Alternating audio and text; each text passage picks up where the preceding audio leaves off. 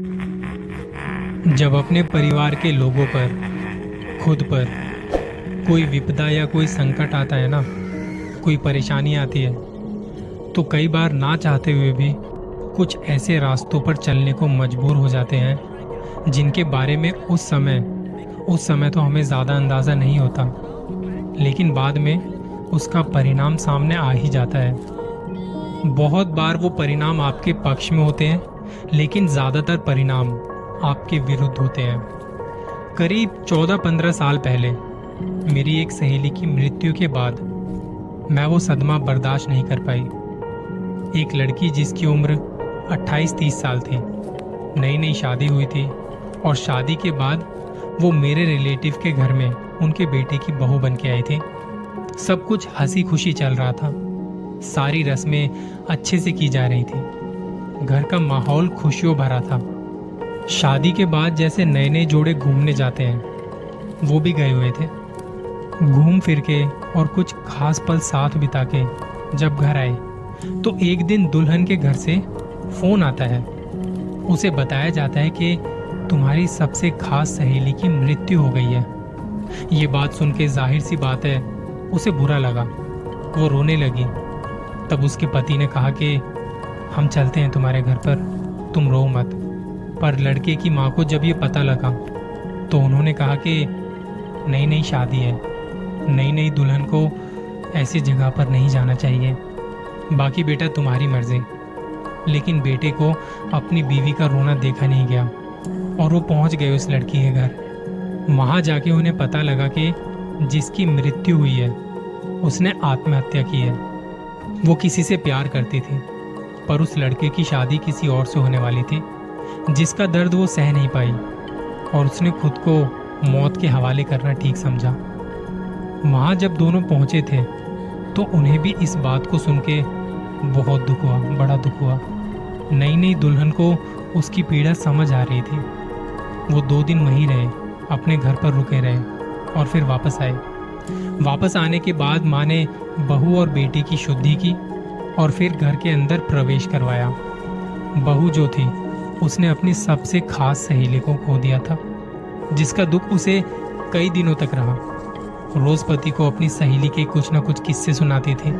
कहती थी कि इतने साल हम साथ रहे, बचपन एक मोहल्ले में बीता, स्कूल कॉलेज सब साथ किया, और अब उसके बिना मेरा जीना बड़ा मुश्किल सा लग रहा है, क्योंकि मेरी सुख दुख की साथी थी वो। अब धीरे धीरे कुछ दिन बीते और इस बात को भूलने लगे ये लोग। पर अब इस लड़की में, जो नई नई दुल्हन बन के आई थी घर में, उसमें बहुत सारे परिवर्तन आने लगे। वो चिड़चिड़ी सी रहने लगी, काम करने में उसका मन नहीं लगता था, रात को नींद नहीं आती थी, दिन भर सोती रहती थी। खाना कभी तो बहुत सारा खाती थी तो कभी कुछ नहीं। वो कभी नॉनवेज खाती तक नहीं थी, लेकिन अब उसने नॉनवेज खाना शुरू कर दिया था। पति उसकी सारी हरकतों को नोटिस कर रहा था। उसने ये बातें अपनी माँ को बताई। माँ ने कहा कि बेटा, मैंने भी देखा है, तू एक काम कर, अपने फैमिली डॉक्टर को दिखा दे एक बार, वो दवाई वगैरह दे देंगे, वो ठीक हो जाएगी, तू चिंता ना कर। माँ को पता तो था कि कुछ गड़बड़ है, पर उसने अपने बेटे को कुछ ऐसा वैसा नहीं कहा। बेटा डॉक्टर के पास लेके गया, डॉक्टर ने चेकअप किया तो सब ठीक था, बस कहा कि थोड़ा रेस्ट करो क्योंकि तुम्हारा शरीर ना थका थका सा लग रहा है। कुछ दवाइयाँ लिखी और वो वापस घर आ गए। जैसे जैसे डॉक्टर ने कहा था उन्होंने दवाइयाँ लेना शुरू किया। दिन में तो दवाई लेने में कोई दिक्कत नहीं होती थी, लेकिन रात को जब वो दवाई लेती तो उसे उल्टी हो जाती और उसके बाद वो बस बेड पर पड़ी रहती, आंखें खोले हुए चीज़ों को देखती रहती, एकदम चुपचाप, एकदम शांत। उसका पति ये सब देख के बहुत परेशान सा रहने लगा। कुछ दिनों की ऑफिस से छुट्टी लेके उसने सोचा कि घर पर उसके साथ रहेगा, उसके साथ रहना ठीक समझा। वो उसकी देखभाल करता, खाना खिलाता था उसे, बहुत सारी उससे बातें करता था, लेकिन रात को वो अजीब सी हो जाती थी। एक दिन लड़के की माँ ने सोचा कि अपने घर के पास वाले पंडित जी के पास जाएंगी और बहू के बारे में कुछ उपाय पूछ के आएंगी। वो गई पंडित जी से मिलने और उन्हें बताया सब कुछ जो हो रहा था।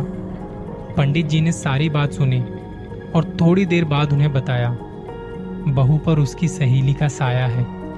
ये बात सुनते ही माँ की हालत खराब हो गई, क्योंकि अब तक उसे लग रहा था कि उसकी तबीयत मौसम के बदलाव से गड़बड़ हुई है। और अब पंडित जी की बात सुन के उन्हें समझ आया कि जिस दिन उसकी सहेली की मौत हुई थी और जब दोनों वहां गए थे, उसके बाद से उसके शरीर में बदलाव आए हैं। पंडित जी ने कुछ उपाय बताए और वो वापस घर आ गई। रात हुई और खाना पीना खा के सब सोने चले गए अपने कमरों में। रात के तकरीबन 2:30 बजे के आसपास जब माँ पानी पीने उठी और अपने कमरे का दरवाजा खोला तो देखा कि बहू बरामदे में टहल रही है। ये देख के माँ पीछे हो गई, दरवाजा वापस से बंद किया और पसीना पसीना हो गई थी। सोच ही रही थी कि इस वक्त बहू क्यों टहल रही है। माँ ने अपना फोन उठाया और बेटे को फोन लगाया। बेटे ने थोड़ी देर में माँ का फोन उठाया, कहा कि माँ क्या हुआ, इस वक्त फोन कर रही हो? तो माँ ने बताया कि बेटा मैं अभी पानी पीने उठी थी तो देखा कि बहू बरामदे में टहल रही है। ये कोई टाइम है टहलने का? बेटे ने कहा क्या हुआ माँ, तुम्हारा वहम होगा, वो तो सो रही है मेरे साथ में ही। बेटे की बात सुन के माँ की सांसें चढ़ने लगी और उन्होंने दरवाजा दोबारा से खोल के देखा तो बरामदे में अब कोई नहीं था। अब माँ की प्यास वैसे ही बुझ चुकी थी और नींद भी आने का नाम नहीं ले रही थी। अगले दिन माँ ने अपने पति को और अपने बेटे को सारी बात बताई। दोनों ने कहा कि कोई बुरा सपना देखा होगा और इस बात को टाल दिया, पर माँ के दिमाग में ये बात शायद साफ थी कि उन्होंने बहू को ही देखा था। और पंडित जी ने भी कहा था कि उसके ऊपर कोई साया है। दिन भर का काम निपटाने के बाद रात हुई। सबने साथ बैठ के खाना खाया और माँ की नजर बार बार बहू पर जा रही थी। वो एकदम नॉर्मल लग रही थी, कोई अजीब बात नहीं थी। खाना खा के और थोड़ी देर बातें करने के बाद सब अपने अपने कमरों में सोने चले गए। माँ ने एक बार कमरे में जाने से पहले पलट के बहू की तरफ देखा तो देखा कि बहू उन्हीं की तरफ देख रही है और हंस रही है बड़ी अजीब तरह से। माँ ने खुद को जगाया और अपने कमरे में चली गई। आधी रात के वक्त जब बहू बेटे सो रहे थे तो माँ को बेचैनी सी होने लगी। बेटे को फोन किया और कहा मुझे डर लग रहा है, तू एक बार यहाँ आ जा, मैं तुझे कुछ बताना चाहती हूँ। माँ की बात सुन के बेटा गया उनके पास और माँ ने उसे सारी बात बताई कि पंडित जी के पास गई थी और बहू के बारे में उन्होंने ये सब बताया है। तो बेटा कहता माँ ऐसा कुछ नहीं है, तुम्हारी बहू अब एकदम ठीक है, मैं कल से ऑफिस भी ज्वाइन कर रहा हूँ, आप भी ना खामखा परेशान हो रही हो, सब सही है। बेटा माँ को सुलाकर अपने कमरे में वापस आया और देखा तो उसकी बीवी बेड पर नहीं थी। उसने आवाज दी, बाथरूम से पानी की आवाज आ रही थी। उसे लगा कि शायद वहीं होगी। थोड़ी देर इंतजार करने के बाद उसने दरवाजा बजाया, पर अंदर से कोई रिप्लाई नहीं आया। उसने थोड़ा धक्का मारा तो दरवाजा खुद खुल गया, पर अंदर कोई नहीं था। उसने पूरा कमरा छान मारा पर वहां कोई नहीं था। वो आवाज देता हुआ बाहर आया। उसने किचन में देखा, बालकोनी में देखा, उसे वो नजर नहीं आई। बस अब डाइनिंग हॉल बचा था। जब वहां गया और जो उसने देखा वो नज़ारा कुछ और ही था। खाने के टेबल पर उसकी बीवी खड़ी होके बाल खोल के गोल गोल घूम रही थी। जैसे ही उसका नाम पुकारा वो रुक गई और कुछ गुनगुनाने लगी। वहां की लाइट जलाते ही वो टेबल पर गिर गई। बेटे की आवाज़ सुन के मम्मी पापा भी आ गए थे। उन्होंने भी देखा और पूछा कि क्या हुआ बेटा, ये सब क्या है। सबसे पहले उसे बेड पर लिटाया, वो बेहोश थी। बेटे ने अपनी मम्मी पापा को सारी बात बताई। माँ ने कहा कि बेटा मैंने तो पहले ही कहा था कि बहू पर कुछ है, कुछ साया है। पंडित जी ने भी यही कहा था। जैसे तैसे रात निकली और अगले दिन देखा तो बहू का शरीर नीला पड़ चुका है। उसकी बॉडी पर नीले नीले रंग के निशान बने हुए थे, जैसे किसी ने उसको बहुत चोट पहुंचाई हो। माँ ने अब पंडित जी को घर पर ही बुला लिया और पंडित जी ने सब कुछ देख दाख के कहा, बहू को बचाना मुश्किल है, इसे किसी तांत्रिक को दिखाओ, वही कुछ कर सकते हैं। मेरे कुछ दायरे हैं, मैं उसके आगे कुछ करूंगा तो वो उपाय उल्टे भी हो सकते हैं, कहीं बहू को नुकसान ना हो जाए। पंडित जी ने अपनी जानकारी में जो तांत्रिक थे उनका पता बताया और उन्हें जाके वहां सारी बात बताई। वो उनके साथ वापस घर आए। उन्होंने बहू की हालत देखते ही कहा, इसके पीछे इसकी सहेली पड़ी हुई है, वो इसे अपने साथ ले जाके ही रहेगी। कुछ भी उपाय करना बड़ा मुश्किल है, फिर भी अपनी तरफ से कोशिश करके देखूंगा मैं। अब घर वालों के चक्कर कभी डॉक्टर के यहाँ लगते तो कभी तांत्रिक के यहाँ।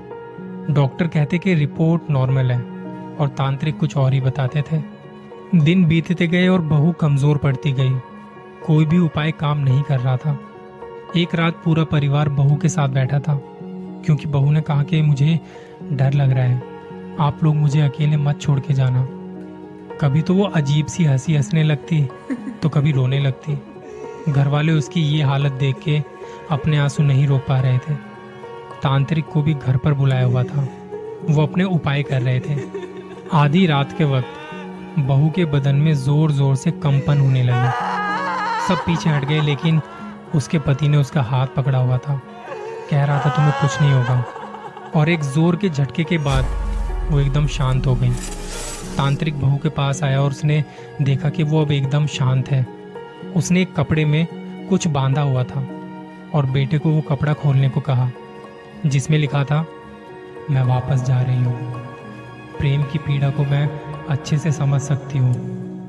मुझे तो मेरा प्यार नहीं मिला, लेकिन तुम्हारा प्रेम मैं तुमसे नहीं छीनूंगी। और एक धुएं के साथ वो लिखा हुआ भी मिट गया। बहू को होश आया और उसे कुछ भी याद नहीं था। घर वालों ने तांत्रिक के आगे हाथ जोड़ के उनका धन्यवाद किया। उन्होंने एक घर को उजड़ने से बचा लिया था। ये तंत्र मंत्र की दुनिया बड़ी ही शक्तिशाली होती है। अगर इसका सही काम के लिए इस्तेमाल किया जाए तो एक मुर्दे में भी जान फूंक देती है, लेकिन अगर गलत हाथों में आ जाए तो बस। जल्दी मिलूंगा किसी और कहानी के साथ। अपना ख्याल रखिएगा।